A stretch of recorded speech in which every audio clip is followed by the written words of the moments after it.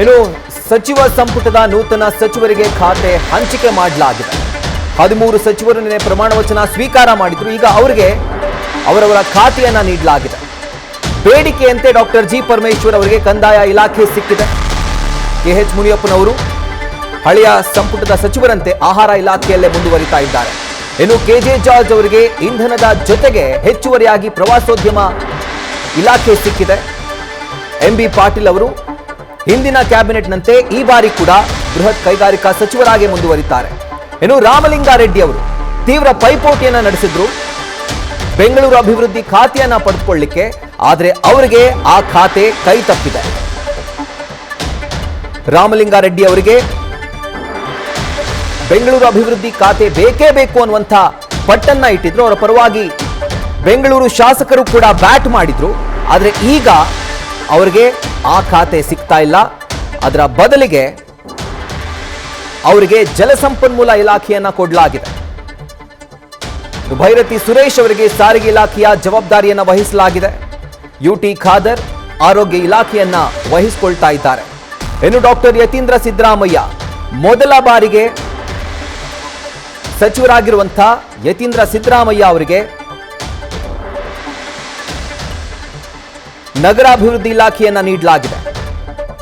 ವೈದ್ಯಕೀಯ ಶಿಕ್ಷಣ ಸಚಿವರಾಗಿ ಶರಣಪ್ರಕಾಶ್ ಪಾಟೀಲ್ ಮುಂದುವರಿತಾ ಇದ್ದಾರೆ. ಇನ್ನು ಅರಣ್ಯ ಸಚಿವರಾಗಿದ್ದಂತಹ ಈಶ್ವರ್ ಖಂಡ್ರೆ ಅವರಿಗೆ ಗ್ರಾಮೀಣಾಭಿವೃದ್ಧಿ ಇಲಾಖೆಯನ್ನ ನೀಡಲಾಗಿದೆ. ಹಾಗೂ ಪ್ರಿಯಾಂಕ್ ಖರ್ಗೆ ಅವರು ರಾಜ್ಯದ ನೂತನ ಗೃಹ ಸಚಿವರಾಗಿ ಈಗ ಅಧಿಕಾರವನ್ನ ನಡೆಸಲಿದ್ದಾರೆ. ಅದರ ಜೊತೆಗೆ ಹೆಚ್ಚುವರಿ ಖಾತೆಯಾಗಿ ಅವರಿಗೆ ತಮ್ಮ ಹಳೆಯ ಖಾತೆ ಏನಿತ್ತು IT-BT ಇಲಾಖೆ ಅದನ್ನು ಕೂಡ ನೀಡಲಾಗಿದೆ. ಸೊ ಮತ್ತೊಮ್ಮೆ ನಿಮಗೆ ಆ ಖಾತೆಗಳನ್ನು ವಿವರಿಸ್ಬಿಡ್ತೀನಿ, ಅಂದರೆ ರಿಫ್ರೆಶ್ ಮಾಡ್ತೀನಿ. ಮುಖ್ಯಮಂತ್ರಿ DK ಶಿವಕುಮಾರ್ ಹಣಕಾಸು ಇಲಾಖೆ, DPAR ಹಾಗೂ ಇತರೆ ಎಲ್ಲ ಖಾತೆಗಳನ್ನು ತಮ್ಮ ಬಳಿಯೇ ಇಟ್ಕೊಂಡಿದ್ದಾರೆ. DCM ಡಾಕ್ಟರ್ ಜಿ ಪರಮೇಶ್ವರ್ ಅವರಿಗೆ ಕಂದಾಯ ಇಲಾಖೆಯ ಜೊತೆಗೆ ಕ್ರೀಡಾ ಹಾಗೂ ಯುವಜನ ಸಬಲೀಕರಣ ಇಲಾಖೆಗಳ ಹೊಣೆಯನ್ನು ನೀಡಲಾಗಿದೆ. ಪ್ರಿಯಾಂಕ್ ಖರ್ಗೆ ಅವರು ರಾಜ್ಯದ ನೂತನ ಗೃಹ ಸಚಿವರಾಗಿ ಕಾರ್ಯವನ್ನು ನಿರ್ವಹಿಸಲಿದ್ದಾರೆ. ಅದರ ಜೊತೆಗೆ ಹೆಚ್ಚುವರಿಯಾಗಿ ಅವರಿಗೆ IT-BT ಇಲಾಖೆಯನ್ನು ಕೂಡ ನೀಡಲಾಗಿದೆ. ಇನ್ನು KJ ಜಾರ್ಜ್ ಇಂಧನ ಇಲಾಖೆಯ ಜೊತೆಗೆ ಪ್ರವಾಸೋದ್ಯಮ ಇಲಾಖೆಯ ಹೆಚ್ಚುವರಿ ಖಾತೆಯನ್ನು ನಿಭಾಯಿಸುತ್ತಾರೆ. MB ಪಾಟೀಲ್ ಬೃಹತ್ ಮತ್ತು ಮಧ್ಯಮ ಕೈಗಾರಿಕಾ ಇಲಾಖೆಯನ್ನು ಮುನ್ನಡೆಸುತ್ತಾರೆ. ಸತೀಶ್ ಜಾರಕಿಹೊಳಿ ಲೋಕೋಪಯೋಗಿ ಇಲಾಖೆಯ ಸಚಿವರಾಗಿ ಅವರು ಮುಂದುವರಿತಾರೆ. ಕೃಷ್ಣ ಬೈರೇಗೌಡ ಕಂದಾಯ ಸಚಿವರಾಗಿದ್ದರು ಕಳೆದ ಬಾರಿ.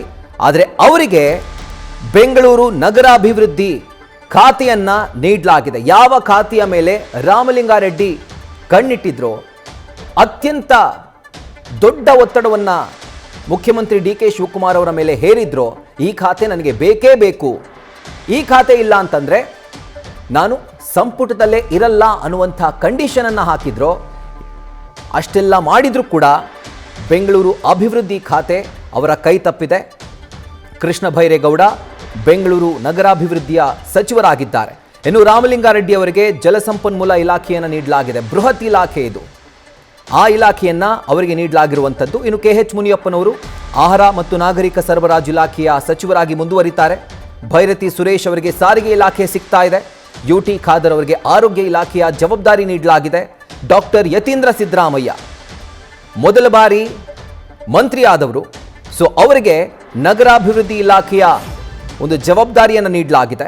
ಇನ್ನುಳಿದಂತೆ ಶರಣಪ್ರಕಾಶ್ ಪಾಟೀಲ್ ಇವರಿಗೆ ವೈದ್ಯಕೀಯ ಶಿಕ್ಷಣ ಇಲಾಖೆ, ಕಳೆದ ಸಂಪುಟದಲ್ಲೂ ಕೂಡ ಇದೇ ಖಾತೆಯನ್ನು ನಿರ್ವಹಣೆ ಮಾಡಿದ್ರು, ಈಗಲೂ ಕೂಡ ಅದೇ ಖಾತೆ ಸಿಗ್ತಾ ಇದೆ. ಈಶ್ವರ್ ಖಂಡ್ರೆ ಅರಣ್ಯ ಸಚಿವರಾಗಿದ್ದರು ಹಿಂದಿನ ಸಂಪುಟದಲ್ಲಿ, ಆದರೆ ಈಗ ಅವರಿಗೆ ಗ್ರಾಮೀಣಾಭಿವೃದ್ಧಿ ಇಲಾಖೆಯ ಜವಾಬ್ದಾರಿಯನ್ನ ನೀಡಲಾಗಿದೆ. ನೂತನವಾಗಿ ಪ್ರಮಾಣ ವಚನ ಸ್ವೀಕರಿಸಿದಂತಹ 13 ಸಚಿವರಿಗೆ ಮುಖ್ಯಮಂತ್ರಿ DK ಶಿವಕುಮಾರ್ ಖಾತೆಯನ್ನ ಹಂಚಿಕೆ ಮಾಡಿದ್ದಾರೆ. ಯಾರ್ಯಾರಿಗೆ ಯಾವ್ಯಾವ ಖಾತೆ ಅನ್ನೋದನ್ನ ನೀವು ಗಮನಿಸ್ತಾ ಇದ್ದೀರಿ. DCM ಡಾಕ್ಟರ್ ಜಿ ಪರಮೇಶ್ವರ್ ಅವರಿಗೆ ಕಂದಾಯ ಇಲಾಖೆಯ ಜೊತೆಗೆ ಯುವಜನ ಸಬಲೀಕರಣ ಹಾಗೂ ಕ್ರೀಡಾ ಇಲಾಖೆಯ ಹೊಣೆಯನ್ನ ನೀಡಲಾಗಿದೆ.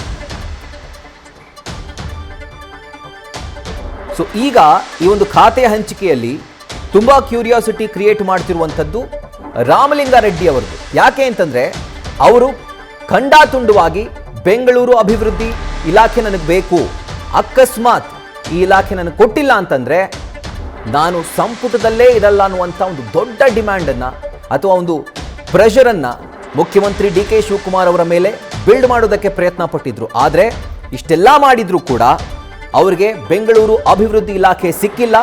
ಅದರ ಬದಲಿಗೆ ಜಲಸಂಪನ್ಮೂಲ ಇಲಾಖೆಯನ್ನ ಅವರಿಗೆ ನೀಡಲಾಗಿದೆ. ಕಳೆದ ಬಾರಿ ಸಂಪುಟದಲ್ಲಿ ಡಿ ಕೆ ಶಿವಕುಮಾರ್ ಅವರೇ ಜಲಸಂಪನ್ಮೂಲ ಸಚಿವರಾಗಿದ್ದರು. ಈಗ ಆ ಖಾತೆಯನ್ನ ರಾಮಲಿಂಗಾರೆಡ್ಡಿ ಅವರಿಗೆ ನೀಡಲಾಗಿದೆ. ಸೊ ಇದರಿಂದ ರಾಮಲಿಂಗಾರೆಡ್ಡಿ ಅವರು ಸಮಾಧಾನಗೊಂಡಿದ್ದಾರಾ ಇಲ್ವಾ ಇನ್ನೂ ಕೂಡ ಯಾವುದೇ ಕ್ಲಾರಿಟಿ ಇಲ್ಲ. ಬಟ್ ಮಾಜಿ ಸಿಎಂ ಸಿದ್ದರಾಮಯ್ಯನವರೊಟ್ಟಿಗೆ ನಡೆದಂಥ ಒಂದು ಸಭೆಯಲ್ಲಿ ಡಿ ಕೆ ಶಿವಕುಮಾರ್ ಅವರ ಜೊತೆ ಚರ್ಚೆ ಮಾಡಿ ಈ ಖಾತೆಗಳನ್ನು ಹಂಚಿಕೆ ಮಾಡಿದ್ದಾರೆ. ಸೊ ಎಲ್ಲೋ ಒಂದು ಕಡೆ ಈ ಡ್ಯಾಮೇಜ್ ಕಂಟ್ರೋಲ್ಗೆ ಅಥವಾ ಒಂದು ರೀತಿಯಾದಂಥ ಪ್ಯಾಸಿಫೈ ಮಾಡಲಿಕ್ಕೆ, ಸಮಾಧಾನ ಪಡಿಸಲಿಕ್ಕೆ ಮಾಜಿ ಸಿಎಂ ಸಿದ್ದರಾಮಯ್ಯನವರು ಮುಂದಾಗಿರಬಹುದು. ಎಲ್ಲೋ ಒಂದು ಕಡೆ ಅವರು ರಾಮಲಿಂಗಾರೆಡ್ಡಿ ಅವರ ಮನವೊಲಿಸುವಲ್ಲಿ ಸಕ್ಸಸ್ ಆಗಿರಬಹುದು ಅಂತ ಅನ್ನಿಸ್ತಾ ಇದೆ. ಸೊ ಈಗ ನಿನ್ನೆ 13 ಮಂದಿ ಸಚಿವರೇನು ಪ್ರಮಾಣ ವಚನ ಸ್ವೀಕಾರ ಮಾಡಿದ್ರು ಅವರೆಲ್ಲರಿಗೂ ಕೂಡ ಖಾತೆಯನ್ನು ಹಂಚಿಕೆ ಮಾಡಲಾಗಿದೆ. ಮುಖ್ಯಮಂತ್ರಿ ಡಿ ಕೆ ಶಿವಕುಮಾರ್ ಅವರು ಹಣಕಾಸು ಇಲಾಖೆ, DPR ಹಾಗೂ ಇತರ ಎಲ್ಲ ಖಾತೆಗಳನ್ನು ತಮ್ಮ ಬಳಿ ಇಟ್ಕೊಂಡಿದ್ದಾರೆ. ನೆನಪಿನಲ್ಲಿ ಇಟ್ಕೊಳ್ಬೇಕು, ಇನ್ನು 20 ಸಚಿವರ ಹುದ್ದೆ ಖಾಲಿ ಇದೆ. ಈ ತಿಂಗಳ 20ನೇ ತಾರೀಕು ಆದ ನಂತರ ಆ 20 ಮಂತ್ರಿಗಿರಿನೂ ಕೂಡ ಅಥವಾ ಆ ಹುದ್ದೆಗಳನ್ನು ಭರ್ತಿ ಮಾಡುವಂಥ ಕೆಲಸಕ್ಕೆ ಡಿ ಕೆ ಶಿವಕುಮಾರ್ ಕೈ ಹಾಕಬಹುದು. ಆದರೆ ಈಗ ಸದ್ಯಕ್ಕೆ ಆ ಎಲ್ಲ ಖಾತೆಗಳು, ಈಗ ಹಂಚಿಕೆಯಾಗಿರುವಂಥ ಖಾತೆಗಳನ್ನು ಹೊರತುಪಡಿಸಿ ಮಿಕ್ಕ ಎಲ್ಲ ಖಾತೆಗಳನ್ನು ಮುಖ್ಯಮಂತ್ರಿ ಡಿ ಕೆ ಶಿವಕುಮಾರ್ ತಮ್ಮ ಬಳಿನೇ ಉಳಿಸ್ಕೊಂಡಿದ್ದಾರೆ. ಈಗ ಹಣಕಾಸು ಇಲಾಖೆಯ ಜೊತೆಗೆ DPAR ಹಾಗೂ ಇತರ ಎಲ್ಲ ಖಾತೆಗಳನ್ನು ತಮ್ಮ ಬಳಿ ಇಟ್ಕೊಂಡಿದ್ದಾರೆ. DCM ಡಾಕ್ಟರ್ ಜಿ ಪರಮೇಶ್ವರ್ಗೆ ಕಂದಾಯ ಇಲಾಖೆ ಹಾಗೂ ಕ್ರೀಡಾ ಮತ್ತು ಯುವಜನ ಸಬಲೀಕರಣ ಇಲಾಖೆಯ ಹೊಣೆಯನ್ನು ನೀಡಲಾಗಿದೆ. ಪ್ರಿಯಾಂಕ್ ಖರ್ಗೆ ಅವರು ರಾಜ್ಯದ ನೂತನ ಗೃಹ ಸಚಿವರಾಗಿ ಕಾರ್ಯವನ್ನು ಶುರು ಮಾಡ್ತಾರೆ. ಅದರ ಜೊತೆಗೆ ಹೆಚ್ಚುವರಿ ಖಾತೆಯಾಗಿ IT-BT ಇಲಾಖೆ ಕೂಡ ಅವರಿಗೆ ನೀಡಲಾಗಿದೆ. KJ ಜಾರ್ಜ್ ಇಂಧನ, ಅದರ ಜೊತೆಗೆ ಪ್ರವಾಸೋದ್ಯಮ ಇಲಾಖೆಯನ್ನು ಕೂಡ ಮುನ್ನಡೆಸ್ತಾರೆ. MB ಪಾಟೀಲ್ ಕಳೆದ ಕ್ಯಾಬಿನೆಟ್ನಂತೆ ಈ ಬಾರಿ ಕೂಡ ಬೃಹತ್ ಮತ್ತು ಮಧ್ಯಮ ಕೈಗಾರಿಕಾ ಸಚಿವರಾಗಿ ಮುಂದುವರಿತಾರೆ. ಸತೀಶ್ ಜಾರಕಿಹೊಳಿ ಅವರು ಕೂಡ ಲೋಕೋಪಯೋಗಿ ಸಚಿವರಾಗಿ ಮುಂದುವರಿತಾ ಇದ್ದಾರೆ. ಕೃಷ್ಣ ಬೈರೇಗೌಡ ಬೆಂಗಳೂರು ನಗರಾಭಿವೃದ್ಧಿ ಸಚಿವರಾಗಿದ್ದಾರೆ. ರಾಮಲಿಂಗಾರೆಡ್ಡಿ ಅವರಿಗೆ ಜಲಸಂಪನ್ಮೂಲ ಇಲಾಖೆ ನೀಡಲಾಗಿದೆ. KH ಮುನಿಯಪ್ಪನವರು ಆಹಾರ ಮತ್ತು ನಾಗರಿಕ ಸರಬರಾಜು ಇಲಾಖೆಯ ಸಚಿವರಾಗಿದ್ದಾರೆ. ಅದೇ ಇಲಾಖೆಯಲ್ಲಿ ಮುಂದುವರಿತಾ ಇದ್ದಾರೆ. ಭೈರತಿ ಸುರೇಶ್ ಅವರಿಗೆ ಹೊಸದಾಗಿ ಸಾರಿಗೆ ಇಲಾಖೆಯನ್ನು ನೀಡಲಾಗಿರುವಂಥದ್ದು. UT ಖಾದರ್ ಆರೋಗ್ಯ ಸಚಿವರಾಗಿದ್ದಾರೆ. ಡಾಕ್ಟರ್ ಯತೀಂದ್ರ ಸಿದ್ದರಾಮಯ್ಯ ನಗರಾಭಿವೃದ್ಧಿ ಇಲಾಖೆಯ ಸಚಿವರಾಗಿದ್ದಾರೆ. ಶರಣಪ್ರಕಾಶ್ ಪಾಟೀಲ್ ವೈದ್ಯಕೀಯ ಶಿಕ್ಷಣ ಇಲಾಖೆಯಲ್ಲೇ ಮುಂದುವರಿತಾ ಇದ್ದಾರೆ.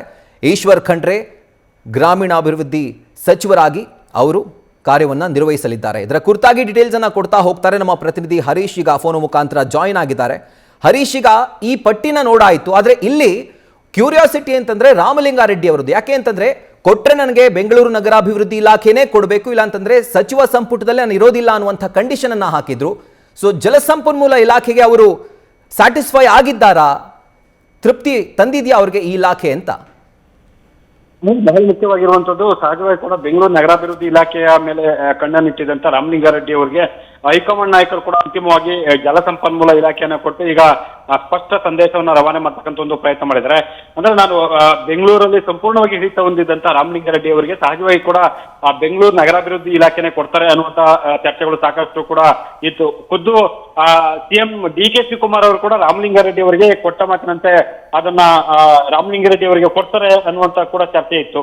ಸೊ ಮೊನ್ನೆ ರಾಮಲಿಂಗಾರೆಡ್ಡಿ ಅವರು DK ಶಿವಕುಮಾರ್ ಅವರನ್ನ ಭೇಟಿ ಮಾಡಿದಂತ ಸಂದರ್ಭದಲ್ಲಿ ಸ್ವತಃ DK ಶಿವಕುಮಾರ್ ಅವರು ಕೂಡ ಅದನ್ನ ಮತ್ತೆ ನಾವು ನಿಮ್ಗೆ ಕೊಡ್ತೀವಿ ಅನ್ನುವಂತ ಮಾತನ್ನು ಹೇಳಿದ್ರು. ಆದ್ರೆ ಹೈಕಮಾಂಡ್ ನಾಯಕರು ನೇರವಾಗಿ ಕೂಡ ಕೃಷ್ಣ ಬೈರೇಗೌಡರಿಗೆ ಆ ಒಂದು ಇಲಾಖೆಯನ್ನು ಕೊಡಬೇಕು ಅನ್ನುವಂತ ತೀರ್ಮಾನ ಮಾಡಿದಂತ ಕಾರಣಕ್ಕಾಗಿ DK ಶಿವಕುಮಾರ್ ಕೂಡ ಈ ವಿಚಾರದಲ್ಲಿ ಪಟ್ಟಿ ಹಿಡಿಯುವುದಕ್ಕೆ ಕಷ್ಟ ಸಾಧ್ಯ ಆಗಿತ್ತು.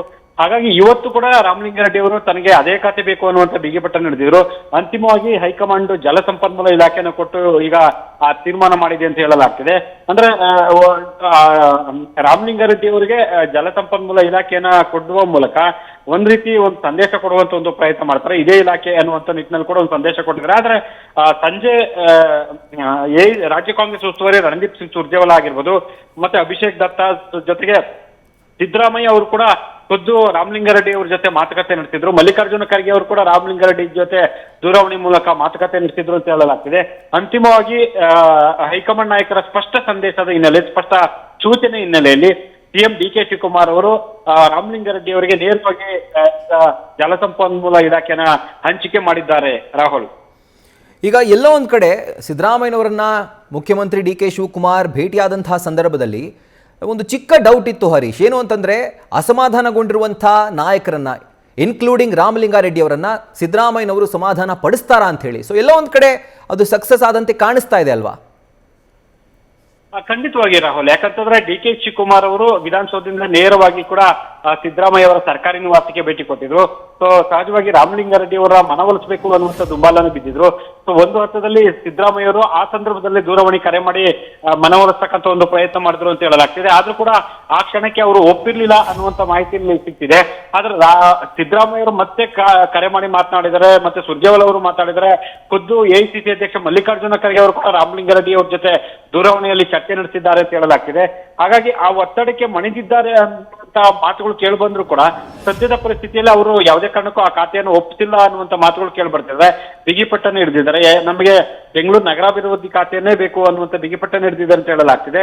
ಆದ್ರೆ ನಮಗೆ ನಗರಾಭಿವೃದ್ಧಿ ಖಾತೆ ಹೊರತು ಬೇರೆ ಖಾತೆ ಕೊಟ್ಟಿದೆ, ಅದಲ್ಲಿ ನಾನು ಶಾಸಕನಾಗೆ ಉಳ್ತೀನಿ, ನಾನು ಸಚಿವ ಸಂಪುಟಕ್ಕೆ ಸೇರ್ಪಡೆ ಆಗೋದಿಲ್ಲ ಅನ್ನುವಂತ ಸ್ಪಷ್ಟವಾಗಿ ಹೇಳುವಂತ ಒಂದು ಪ್ರಯತ್ನ ಆಪ್ತರ ಬಳಿ ಹೇಳ್ಕೊಂಡಿದ್ರು ಅಂತ ಹೇಳಲಾಗ್ತದೆ. ಆದ್ರೆ ಸದ್ಯಕ್ಕೆ ಮಲ್ಲಿಕಾರ್ಜುನ ಖರ್ಗೆ ಅವರು ಮಾತುಕತೆಯನ್ನಾಡಿ ಸಮಾಧಾನ ಪಡಿಸ್ತಕ್ಕಂಥ ಅಥವಾ ಅವರ ಅಸಮಾಧಾನವನ್ನು ಶಮನಗೊಳಿಸ್ತಕ್ಕಂಥ ಒಂದು ಪ್ರಯತ್ನಕ್ಕೆ ಕೈ ಹಾಕಿದ್ದಾರೆ.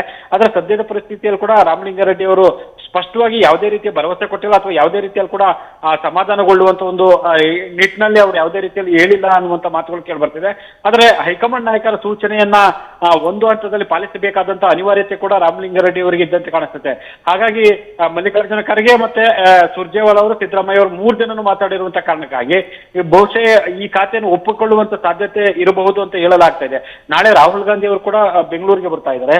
ಆಭಾಸಗಳು ಆಗ್ಬಾರ್ದು ಅನ್ನುವಂತ ನಿಟ್ಟಿನಲ್ಲಿ ತರಾತುರಿಯಲ್ಲಿ ಪಟ್ಟಿಯನ್ನು ಘೋಷಣೆ ಮಾಡಲಾಗಿದೆ ಅಂತ ಹೇಳಲಾಗ್ತಿದೆ. Rahul, right Harish, thank you ಡೀಟೇಲ್ಸ್ಗೆ. ನ್ಯೂಸ್ ಫಸ್ಟ್ ನಿರ್ಭೀತಿಯಿಂದ ನಿಮ್ಮ ಪರವಾಗಿ.